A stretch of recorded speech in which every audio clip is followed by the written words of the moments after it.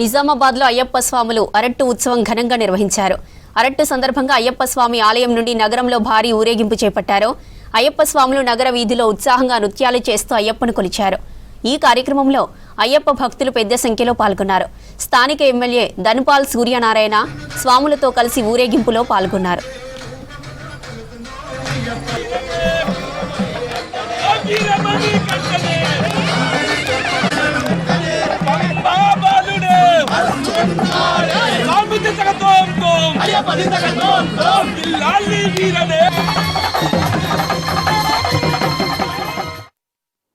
అయ్యప్ప ఆరట్టు అంటే ఆలయం నుండి ఇందూరు నగర ప్రధాన వీధుల గుండుగా బొడ్డెమ్మ చెరువు దాకా తీసుకెళ్ళి అక్కడ అభిషేకాలు పూజా కార్యక్రమాలు అంగరంగ వైభవంగా వేలాది మంది భక్తులు అయ్యప్పల ఆధ్వర్యంలో ఈ ఉత్సవం జరుగుతుంది. తదనంతరము అయ్యప్ప భిక్ష ఉంటుంది అక్కడ. కనుక ఇందూరు నగర ప్రజలందరూ కూడా ఇప్పుడు ఇక్కడ నుండి ఈ రథము ప్రారంభం కాబోతూ ఉంది.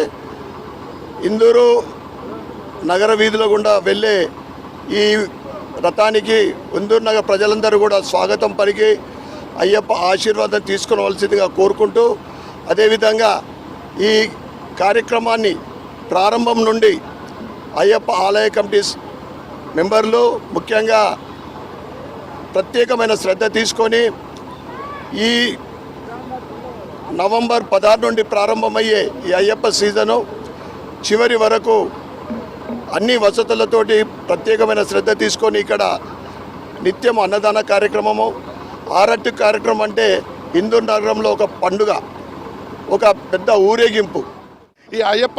ఈ ఆరట్టు కార్యక్రమము నిజామాబాద్ అయ్యప్ప టెంపుల్ నుంచి బయలుదేరి మరి బొడ్డెమ్మ చెరువు వరకు వెళ్తుంది. ఇది గత 30 సంవత్సరాలు కూడా ఇదే కార్యక్రమం నిర్వహిస్తూ ఉన్నాము. మరి ఈ కార్యక్రమానికి అక్కడ బొడ్డెమ్మ చెరువు దగ్గర ధన్పాల్ సూర్యనారాయణ గారి వారి బృందము పెద్ద ఎత్తున భిక్ష పెడతారు కాబట్టి 5-6 వేల మందికి భిక్ష పెడతారు కాబట్టి గత 10 సంవత్సరాల నుంచి కూడా ఆ స్వామి భిక్ష పెడుతున్నారు కాబట్టి వారి కుటుంబ సభ్యులకు వాళ్ళ బృందానికి అందరికి కూడా నేను హృదయపూర్వక ధన్యవాదాలు. వాళ్ళు చేసే ప్రతి కార్యక్రమంలో కూడా అభివృద్ధి చెందాలని ఆ అయ్యప్ప స్వామిని కోరుకుంటూ మరి ఈ కార్యక్రమంలో అయ్యప్పలు పెద్ద ఎత్తున పాల్గొంటూ ఉన్నారు. స్వామి యొక్క రథము ఇందూరు పట్టణంలో ప్రజలకు దర్శనానికి వచ్చానుకని స్వామి బొడ్డెమ్మ చెరువు వరకు ఈ యొక్క ఊరేగింపు ఉండి అక్కడ శబరిలో పంబలో స్నానం చేస్తారు. ఇక్కడ మన నిజామాబాదు పంబ బొడ్డెమ్మ చెరువు అనుకొని అక్కడ మనం స్వామి యొక్క స్నానం జరుగుతుంది. నిన్న పల్లివేట అని చెప్పేసి నిన్న జరిగింది. ఆ పల్లివేటలో స్వామి జంతువులను వేటాడుతాడు. ఎందుకంటే క్రూరముఖములు ప్రజలను కష్టపెడుతున్నాయని వేటాడుతాడు యువరాజుగా.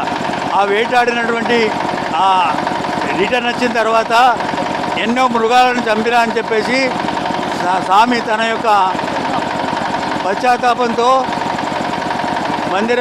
లోనికి పోకుండా, ఇంటిలోనికి పోకుండా బయటే పడుకుంటాడు. నేడు ఆ పాప ప్రక్షాళనానికి బొడ్డెమ్మ చెరువు వరకు అనగా పంబా వరకు వెళ్ళి అక్కడ గంగా స్నానం చేస్తాడు స్వామి.